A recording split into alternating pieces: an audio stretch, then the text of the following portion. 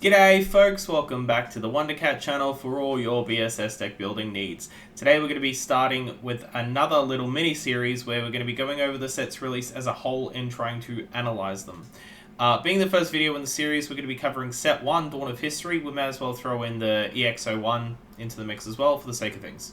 So it's been over a year now since Set 1's release, and honestly, it definitely feels a lot longer. With the way we've been stuck in Set 4 meta forever, that certainly hasn't helped all that much. Dawn of History is definitely going to be harder to gauge, however, since it was the first set to be released, and usually base sets either become very iconic or quite forgettable. BSS's rocky history in the first 2 to 3 sets does affect this in the consumer's memory, and whilst the first set on release was a massive success, it's since crashed to near historic lows, being able to purchase boxes well under MSRP.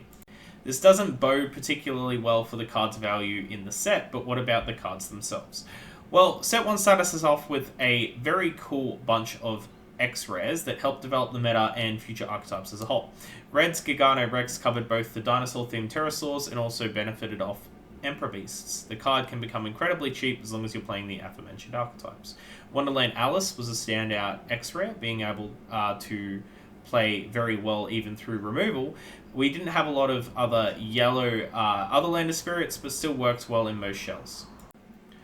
The standout cards from white were Numenguard and Dina. Numenguard was an interesting case, being a rare that absolutely warped the early game meta, and its ability to stonewall games and threaten insane value if it was ever destroyed made it a very formidable and scary card. Dina was also a great tech card in most white lists, even running as a one-off, just allowing potential free swings late game. Purple also had Majuk, making people question just how dumb Blood Curse was a mechanic. So, how did the set shape up in regards to its future staples and relevancy, though?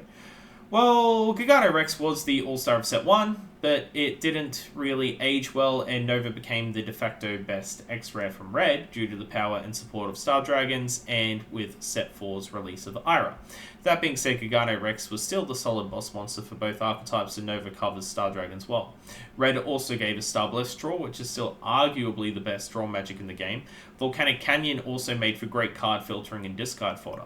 Over Raptidon was banned just due to its interaction with Gigano Rex, and Volcanic Break was limited to 1 due to how efficient it was hitting high priority targets at relatively high BP thresholds.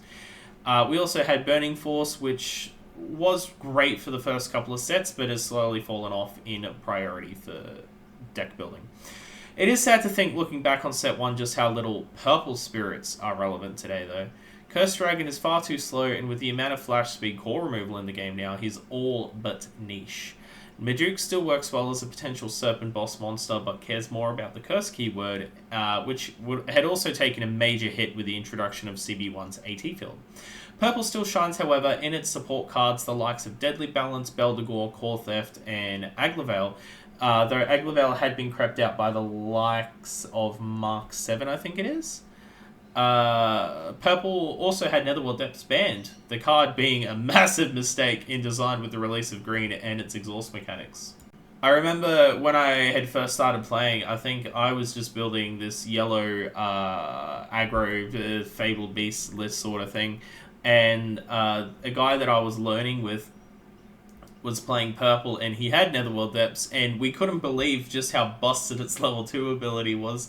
We had arguments that are like, surely this was meant to be a once per turn or a twice per turn trigger. Like, every single time something is tapped, nah, man. Yellow cards haven't translated particularly well outside Phantasmal Paradise, since Fable Beast seemed to be the yellow archetype. Exhaust Nexus was still decent for consideration in most yellow lists, though has gotten a bit better in my opinion, especially with the amount of strong Nexuses being played in decks. As someone who fell in love with this game because of the cute yellow spirits, this does make me a little sad. There's very little of Set 1 in yellow that, stands out these days. White is a funny colour, can't really say much about it. It's far too slow to be used in any form of competitive format, as things like Ira have a better matchup late game and Hydra kills it too quickly. Suppression was an amazing defensive card in White, and we can't forget everyone's favourite staple in the game, Ice Shield. If anything helps pull Set 1 up from the floor, it is the inclusion of Ice Shield. It's still our main source of protection in the game. Yeah, not much to say. In terms of SPRs, we had the guaranteed 1 per box. There was, however, odd instances where we would have missing rares in packs. This would make for particularly frustrating instances, since Ice Shield was in the rare slot, and you were lucky if you got 1 of those per box. Sadly, outside some very tight exceptions, the rare slot was almost worthless, which also didn't particularly help the set. Both green and blue did not exist at this point in time, so I can only imagine going back through the cards, a lot of it was just filler. You got to think that with each new set that's come out, they're all about the same size, and considering the fact that we were only running with 4 colors at the time, to keep that card list the same, they just had to add more garbage. One of the early problems BSS had, and something that was still even being addressed up to a few sets later, was the large amount of vanilla spirits becoming essentially draft chaff. And I mean, people... I don't even think I see things about people drafting this game either, which is a shame because I quite like draft. Limited as well. I mean, you know, they could say it's for limited, but I wouldn't agree it's worth playing all those vanilla garbage cards, just, you know, putting it into a set for limited. Opening set 1 definitely felt fun, especially with it being a new card game and with both Ice Shield and Star Blast Draw having SPRs. The thrill of pulling these staples when they were $80+ was a treat.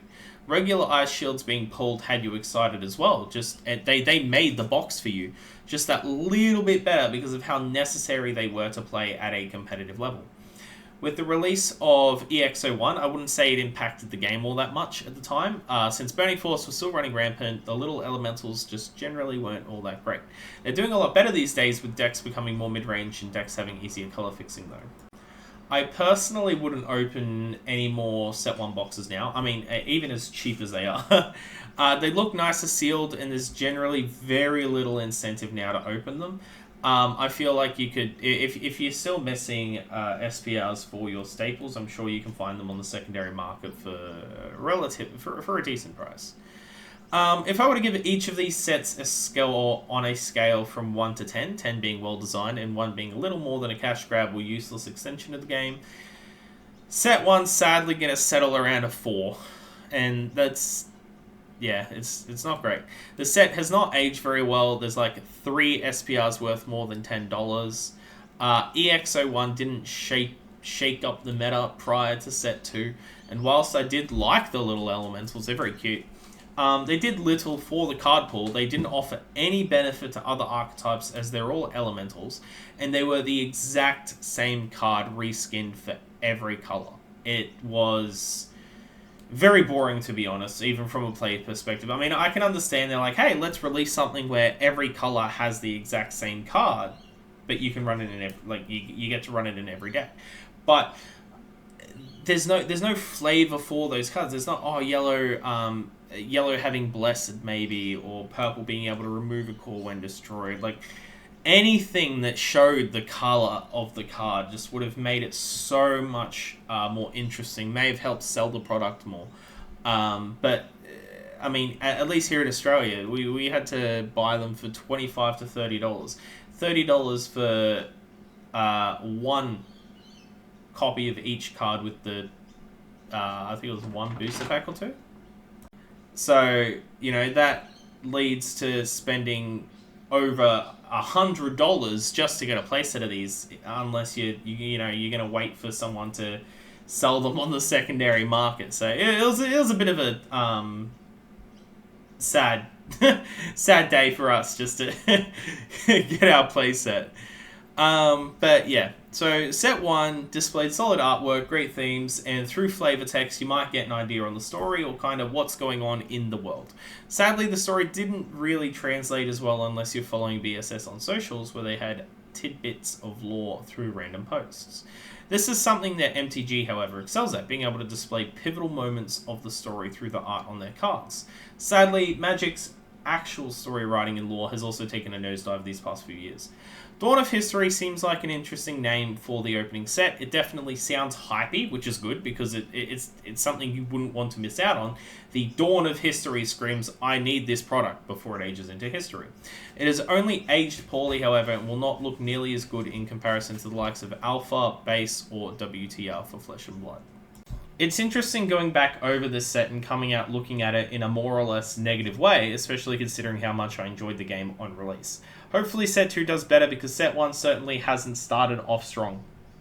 But that is it for today's little Dawn of History lesson, folks. I've been a bit obsessed with playing the 1.0 release of Satisfactory lately. It's been in early access for like 5 years, and they have released a massive update, so I've just been playing that pretty non-stop. That put video editing on the back burner for a bit. But I've gotten quite a few scripts down for other videos, so expect a few more churned out within the next week or so. If you're interested in seeing how these boxes match up against each other, however, don't forget to like and subscribe so you don't miss out on those uploads. This is the Wondercat channel signing off. Ta-ta.